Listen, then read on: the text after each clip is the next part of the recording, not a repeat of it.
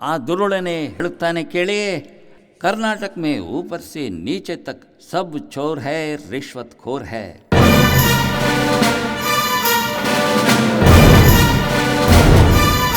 ಮತ್ತೆ ನಿಮ್ಮ ಎದೆ ಛಂದೆನಿಸುವಂತಹ ಮಾಹಿತಿಗಳನ್ನು ಇಲ್ಲಿ ಹರಬಿಡುತ್ತಾ ಹೋಗುತ್ತದೆ.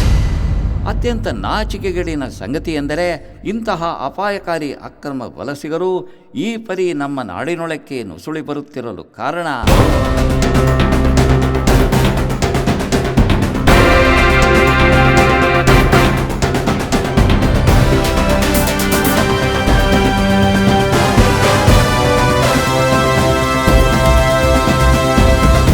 ನಮಸ್ಕಾರ ಸ್ನೇಹಿತರೆ, ಅಗ್ನಿಯುಗದ ದ್ವಿತೀಯ ಸುದ್ದಿ ಸಂಚಯಕ್ಕೆ ತಮಗೆಲ್ಲ ಮತ್ತೊಮ್ಮೆ ಆತ್ಮೀಯ ಸ್ವಾಗತ. ನಾವು ಕನ್ನಡಿಗರು ಉದಾರ ಮನಸ್ಸಿನವರು ನಿಜ, ವಿಶಾಲ ಹೃದಯಗಳು ದಿಟ. ಆದರೆ ನುಡಿ ಗಡಿ ನೆಲ ಜಲ ರಕ್ಷಣೆಯ ವಿಚಾರದಲ್ಲಿ ಪರಸ್ಪರ ಬಡಿದಾಡಿಕೊಂಡು ಕಚ್ಚಾಡಿಕೊಂಡು ಮೀಸೆ ತಿರುಗುತ್ತಿದ್ದೇವೆ. ಆದರೆ ಇಬ್ಬರ ಜಗಳ ಮೂರನೆಯವರ ಲಾಭ ಎಂಬ ಗಾದೆಯಂತೆ ನಮ್ಮೊಳಗಿನ ಕಲಹವನ್ನೇ ಎನ್ಕ್ಯಾಶ್ ಮಾಡಿಕೊಂಡ ನೆರೆ ರಾಜ್ಯ ರಾಷ್ಟ್ರದ ನೀಚ ನುಸುಳುಕೋರರು ಇಂದು ನಿಧಾನವಾಗಿ ಇಡೀ ಬೆಂಗಳೂರನ್ನೇ ವಲಸಿಗರ ಕೊಂಪೆ ಮಾಡಿಕೊಂಡು ಲಕ್ಷ ಕೋಟಿ ಸಂಖ್ಯೆಯಲ್ಲಿ ಇಲ್ಲಿ ಬಂದು ಝಾಂಡ ಊರಿಕೊಂಡು ಮುಂದೊಂದು ದಿನ ಕನ್ನಡಿಗರನ್ನೇ ಬೆಂಗಳೂರಿನಿಂದ ಆಚೆ ದಬ್ಬಿ ಅನಾಥರನ್ನಾಗಿಸುವ ದುರ್ದಿನ ದೂರವಿಲ್ಲ ಎಂಬ ಸ್ಪಷ್ಟ ಸೂಚನೆಯನ್ನು ಸೂಚ್ಯವಾಗಿ ನೀಡುತ್ತಿದ್ದಾರೆ. ಹಾಗಾದರೆ ಕನ್ನಡಿಗರು ಎಚ್ಚೆತ್ತುಕೊಳ್ಳುವುದು ಇನ್ಯಾವಾಗ? ಕನ್ನಡಿಗರ ಕೈತಪ್ಪಿ ಹೋಗಲಿದೆಯಾ ಬೆಂಗಳೂರು?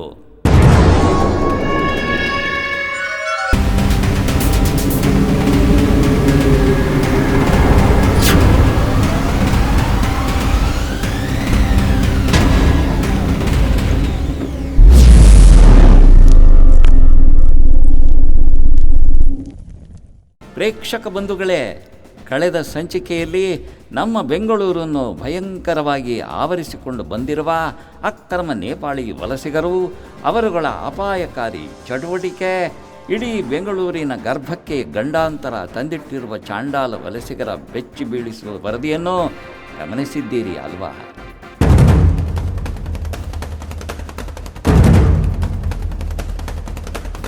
ತಾವುಗಳೆಲ್ಲ ಅತಿ ಹೆಚ್ಚಿನ ಸಂಖ್ಯೆಯಲ್ಲಿ ನಮ್ಮ ಆರಂಭಿಕ ಪ್ರಯತ್ನಕ್ಕೆ ಬೆನ್ನು ತಟ್ಟಿ ಪ್ರೋತ್ಸಾಹಿಸಿದ್ದೀರಿ. ಅದಕ್ಕಾಗಿ ತಮಗೆಲ್ಲ ಅನಂತ ಧನ್ಯವಾದಗಳು. ಅದೇ ರೀತಿಯ ಅಪಾಯಕಾರಿ ಕಥನದ ಎರಡನೇ ಭಾಗ ಮತ್ತೆ ನಿಮ್ಮ ಎದೆ ಝಲ್ಲೆನಿಸುವಂತಹ ಮಾಹಿತಿಗಳನ್ನು ಇಲ್ಲಿ ಹರಬಿಡುತ್ತಾ ಹೋಗುತ್ತದೆ. ಅದನ್ನು ಸೂಕ್ಷ್ಮವಾಗಿ ಗಮನಿಸುತ್ತಾ ಹೋಗಿ.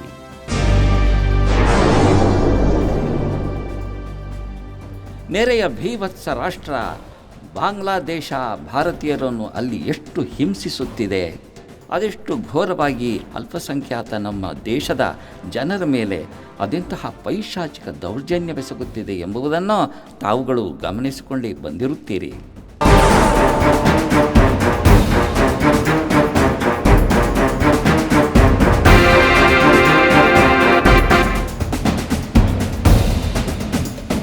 ಅಂತಹ ನೀಚ ಕೃತ್ಯವೆಸಗುತ್ತಿರುವ ಬಾಂಗ್ಲಾದೇಶದಿಂದ ಬಹಳಷ್ಟು ಅಪಾಯಕಾರಿ ವಲಸಿಗರು ಹಿಂಡು ಹಿಂಡಾಗಿ ಪಶ್ಚಿಮ ಬಂಗಾಳದ ಗಡಿಯಿಂದ, ಅಲ್ಲಿನ ಸುತ್ತಮುತ್ತಲ ಗಡಿ ಪ್ರದೇಶದಿಂದ ಅದೆಷ್ಟು ಸಲೀಸಾಗಿ ನುಸುಳಿ ಬರುತ್ತಿದ್ದಾರೆ ಗೊತ್ತೇನ್ರಿ?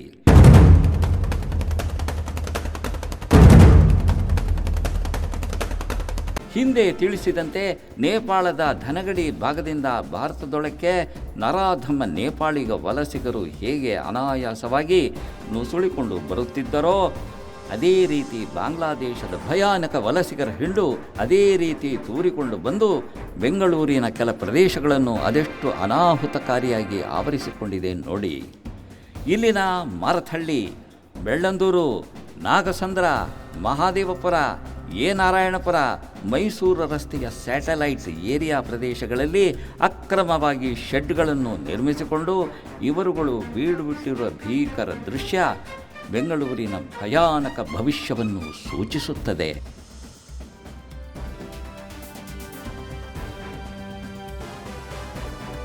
ಇಲ್ಲಿನ ಮಾರತ್ಹಳ್ಳಿಯಲ್ಲಿ ಬಾಂಗ್ಲಾದೇಶದ ಸುಮಾರು 5,000ಕ್ಕೂ ಹೆಚ್ಚು ಮಂದಿ 2,000 ಶೆಡ್ ಕಟ್ಟಿಕೊಂಡು ತಳ ಊರಿದ್ದಾರೆ. ಪಕ್ಕದ ಬೆಳ್ಳಂದೂರಿನ 500 ಶೆಡ್ಡುಗಳಲ್ಲಿ 1,000ಕ್ಕೂ ಅಧಿಕ ಮಂದಿ ಬೀಡು ಬಿಟ್ಟಿದ್ದಾರೆ. ಅದೇ ರೀತಿ ವರ್ತೂರು ಪ್ರದೇಶದಲ್ಲಿ 2,000 ಮಂದಿ ಏನಿಲ್ಲವೆಂದರೂ 5,000-6,000 ಶೆಡ್ಗಳಲ್ಲಿ ಜಮಾಯಿಸಿದ್ದಾರೆ. ಕುಂದಲಹಳ್ಳಿ ಗೇಟ್ ಬಳಿ 10,000ಕ್ಕೂ ಅಧಿಕ ಶೆಡ್ಡುಗಳನ್ನು ಹಾಕಿಕೊಂಡು 15,000ಕ್ಕೂ ಅಧಿಕ ಮಂದಿ ವಾಸಿಸುತ್ತಿದ್ದಾರೆ. ಇನ್ನುಳಿದಂತೆ ನಾಗಸಂದ್ರ, ಮಹಾದೇವಪುರ, ನಾರಾಯಣಪುರ, ಸ್ಯಾಟಲೈಟ್ ಏರಿಯಾಗಳಲ್ಲಿ 11,000 ಮಂದಿ ಬಾಂಗ್ಲಾದೇಶ ಹಾಗೂ ನೇಪಾಳ ಮತ್ತು ಬಿಹಾರ ಅಕ್ರಮ ವಲಸಿಗರು ಅಡಗಿರಬಹುದೆಂಬುದನ್ನು ಲೆಕ್ಕ ಹಾಕುವುದು ಕಷ್ಟ. ಕೇವಲ ಇಲ್ಲಿ ಮೇಲ್ನೋಟಕ್ಕೆ ಸಿಕ್ಕಿರುವ ಅಂಕಿ ಅಂಶಗಳಿವು. ಈ ಖತರ್ನಾಕ್ ಅಕ್ರಮ ವಲಸಿಗರು ನಮ್ಮ ಇಲ್ಲಿನ ಜನರಿಗಿಂತಲೂ ರಾಯಲ್ ಆಗಿ, ಆರಾಮವಾಗಿ, ಬಿಂದಾಸಾಗಿ ಇಲ್ಲಿ ಜೀವನ ನಡೆಸುವ ಚಂದ ನೋಡಬೇಕು ಕಣ್ರಿ ನೀವು.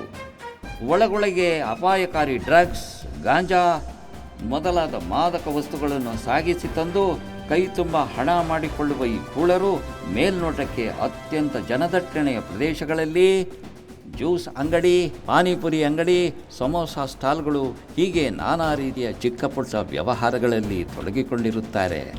ಅದೇ ರೀತಿ ಅಪರಾಧ ಪ್ರಕರಣಗಳಲ್ಲಿ ನಿಸ್ಸೀಮರಾಗಿರುವ ಈ ನೀಚರು ಇಲ್ಲಿನ ಅತಿ ಹೆಚ್ಚು ದರೋಡೆ, ಅತ್ಯಾಚಾರ, ಕೊಲೆ, ಸುಲಿಗೆ, ಕಳ್ಳತನ ಮೊದಲಾದ ಪ್ರಕರಣಗಳಲ್ಲಿ ಬಹುದೊಡ್ಡ ಮಟ್ಟದಲ್ಲಿ ಕಾಣಿಸಿಕೊಳ್ಳುತ್ತಿದ್ದಾರೆ.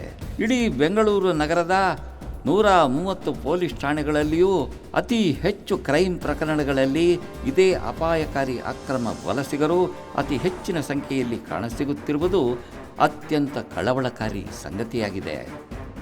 ಅತ್ಯಂತ ನಾಚಿಕೆಗೇಡಿನ ಸಂಗತಿ ಎಂದರೆ ಇಂತಹ ಅಪಾಯಕಾರಿ ಅಕ್ರಮ ವಲಸಿಗರು ಈ ಪರಿ ನಮ್ಮ ನಾಡಿನೊಳಕ್ಕೆ ನುಸುಳಿ ಬರುತ್ತಿರಲು ಕಾರಣ ನಮ್ಮ ವ್ಯವಸ್ಥೆಯಲ್ಲಿರುವ ದರಿದ್ರಗೇಡಿ ಲಂಚಕೋರತನ, ಒಂದಿಷ್ಟು ಕಾಸು ಕೊಟ್ಟರೆ ದೇಶವನ್ನೇ ಮಾರಲಿಕ್ಕೂ ಹೇಸದ ಹೇಯ ವ್ಯಕ್ತಿಗಳು ಜವಾಬ್ದಾರಿಯುತ ಸ್ಥಾನದಲ್ಲಿ ಸರ್ಕಾರಿ ಅಧಿಕಾರಿಯ ಜಾಗದಲ್ಲಿ ಕುಳಿತು ಇಂತಹ ಪರಮನೀಚ ಕೃತ್ಯದಲ್ಲಿ ತೊಡಗಿಕೊಂಡು ಕೋಟಿ ಕೋಟಿ ಹಣ ಮಾಡಿಕೊಳ್ಳುವ ಹೀನತನಕ್ಕಿಳಿದಿದ್ದಾರೆ.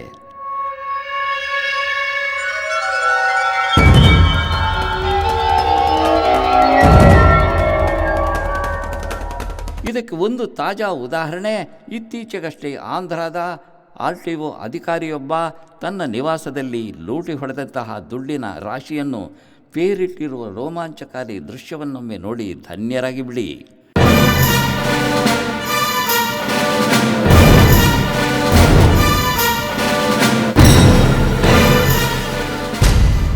ಇಂತಹ ಕೊಳ್ಳೆ ಹೊಡೆಯುವ ಖದೀಮರ ಕೈಗೆ ಫಲವತ್ತಾದ ಇಲಾಖೆಗಳು ಸಿಕ್ಕರೆ ಎಂತೆಂತಹ ಅನಾಹುತಗಳಾಗುತ್ತವೆ ಎಂಬುದಕ್ಕೆ ಇದೊಂದು ಚಿಕ್ಕ ಸ್ಯಾಂಪಲ್ ಅಷ್ಟೇ ಕಣ್ರಿ.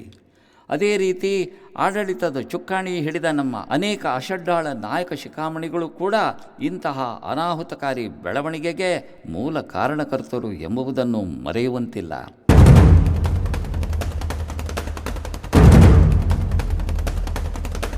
ಕಳೆದ 5-6 ವರ್ಷಗಳಿಂದ ಲಕ್ಷಗಟ್ಟಲೆ ಸಂಖ್ಯೆಯಲ್ಲಿ ಅನ್ಯ ರಾಷ್ಟ್ರ ಬಾಂಗ್ಲಾದೇಶ, ನೇಪಾಳದ ಹಾಗೆಯೇ ನಮ್ಮ ನೆರೆ ರಾಜ್ಯ ಬಿಹಾರ, ಪಶ್ಚಿಮ ಬಂಗಾಳ, ಮಣಿಪುರ, ಅಸ್ಸಾಂ ಮೊದಲಾದ ಅಪಾಯಕಾರಿ ವಲಸಿಗರು ಕೂಡ ನೇರವಾಗಿ ಬಂದು ಅಪರಿಮಿತ ಸಂಖ್ಯೆಯಲ್ಲಿ ದಿನಂಪ್ರತಿ ಬೆಂಗಳೂರಿನ ಇಂತಹ ಬಡಾವಣೆಯಲ್ಲಿ ದಿಕ್ಕು ದೆಸೆಯಿಲ್ಲದೆ ವಾಸಿಸುತ್ತಿದ್ದಾರೆ.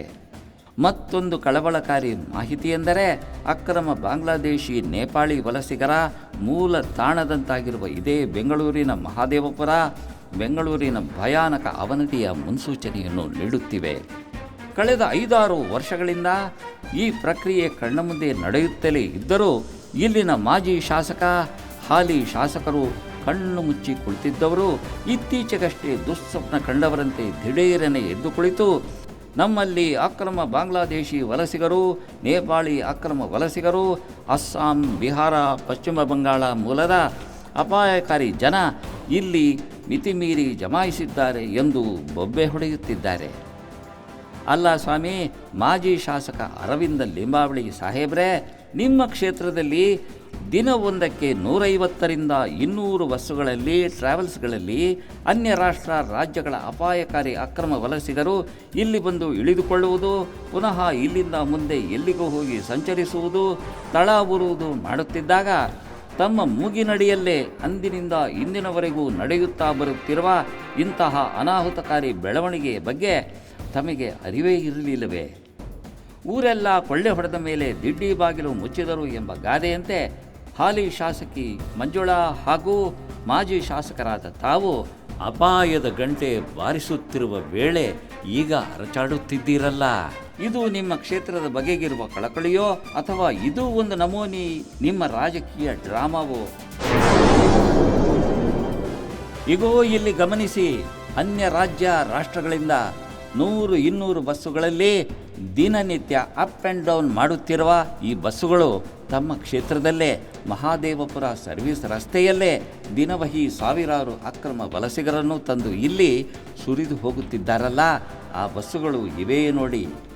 ಜಯಲಕ್ಷ್ಮಿ, ಖೈರಾ, ಮಂಗತ್, ಜಬ್ಬರ್, ನನಾನು, HKGN, VBT ಮೊದಲಾದ ಬಸ್ಸುಗಳ ಹೆಸರು ತಮಗೆ ನೆನಪಿಲ್ಲವೇ? ಅದೇ ಜಯಲಕ್ಷ್ಮಿ ಟ್ರಾವೆಲ್ಸ್ನ ಮಾಲೀಕ ನೇಪಾಳ ಮೂಲದ ಜ್ಞಾನೇಶ್ವರ್ ಖುದ್ದು ಹೇಳುತ್ತಿದ್ದಾನೆ, ತಲಾ ಒಂದೊಂದು ಬಸ್ಸಿನಿಂದ ತಮಗೆ ಇಂತಿಷ್ಟು ಲಕ್ಷ ಅನುಕ್ರಮವಾಗಿ ಮಂತ್ಲಿ ಪಾವತಿಯಾಗುತ್ತಿದೆಯಂತೆ. ತಮಗೂ ತಮ್ಮ RTO ಇಲಾಖೆಯವರಿಗೂ ಪ್ರತಿ ವಾಹನಕ್ಕೆ 5 ಲಕ್ಷ ರೂಪಾಯಿ ನಿಗದಿಯಾಗಿದೆಯಂತೆ. ಜೊತೆಗೆ ಪೊಲೀಸ್ ಇಲಾಖೆಗೂ ಇಂತಿಷ್ಟು ಲಕ್ಷ ನಿಗದಿಯಾಗಿದೆಯಂತೆ. ಹಾಗೊಂದು ವೇಳೆ ಮಂತ್ಲಿ ಫಿಕ್ಸ್ ಆಗದೇ ಹೋಗಿದ್ದರೆ ಅಷ್ಟೊಂದು ಮಂದಿ ವಲಸಿಗರನ್ನು ತಂದು ಬಿಡುವುದು, ತುಂಬಿಕೊಳ್ಳುವುದು ಮಾಡುತ್ತಾ ಬಂದಿದ್ದಾರಲ್ಲ, ಆ ಕೂಳರ ಮೇಲೆ ತಾವು ಏಕೆ ಕಾನೂನು ಕ್ರಮ ಜರುಗಿಸಲಿಲ್ಲ?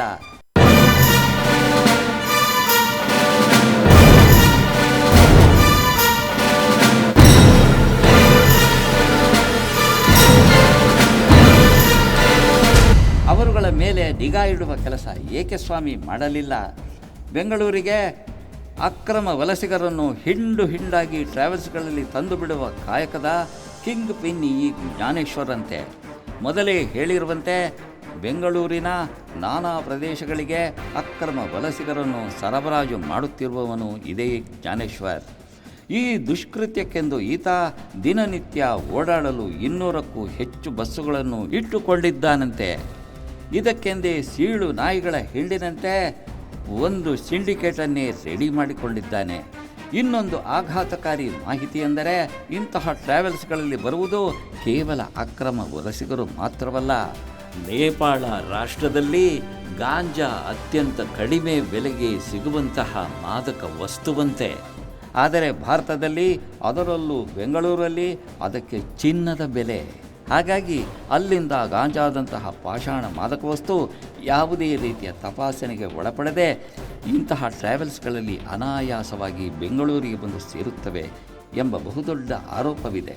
ಇದಕ್ಕೆ ಪುಷ್ಟಿ ನೀಡುವಂತಹ ಒಂದು ಬೆಳವಣಿಗೆ ಎಂದರೆ, ಇಲ್ಲಿನ ಯಾವುದೇ ಇಲಾಖೆಯ ಅಧಿಕಾರಿಗಳಾಗಲಿ, GST ಅಧಿಕಾರಿಗಳಾಗಲಿ, CCB ಮೊದಲಾದ ಇಲಾಖಾಧಿಕಾರಿಗಳು ಈವರೆಗೂ ಈ ಕಳ್ಳ ಸಾಗಣೆಯಲ್ಲಿ ತೊಡಗಿರುವ ಆರೋಪವಿರುವಂತಹ ಜ್ಞಾನೇಶ್ವರ್ ಒಳಗೊಂಡಂತೆ ಯಾವೊಬ್ಬ ಆರೋಪಿಯನ್ನು ಕಾನೂನಿನ ಚೌಕಟ್ಟಿಗೆ ತಂದು ನಿಲ್ಲಿಸದೇ ಇರುವುದು ಇಷ್ಟೊಂದು ಅನುಮಾನಕ್ಕೆ ಎಡೆ ಮಾಡಿಕೊಟ್ಟಿರುವಂತಹದ್ದಾಗಿದೆ. ಆ ಖದೀಮ ಜ್ಞಾನೇಶ್ವರ್ ಹೇಳುತ್ತಾನಂತೆ, ಗೃಹ ಮಂತ್ರಿ Parameshwar, transport minister Ramalinga Reddy, police commissioner ಒಳಗೊಂಡಂತೆ ಎಲ್ಲರಿಗೂ ಪ್ರಸಾದ ತಲುಪಿಸುತ್ತಿದ್ದಾನಂತೆ. ಆ ದುರುಳನೆ ಹೇಳುತ್ತಾನೆ ಕೇಳಿ, कर्नाटक में ऊपर से नीचे तक सब चोर है, रिश्वत खोर है. मैं पैसा फेंकता हूँ तो सब मेरे जेब में है. देखो मैं उनको कैसा बेवकूफ़ बना दिया. अगर पैसा दूँ तो पाकिस्तान के लोगों को भी यहाँ ला के उतार सकता हूँ, क्योंकि इधर का सिस्टम को ही पैसा खरीद सकता है.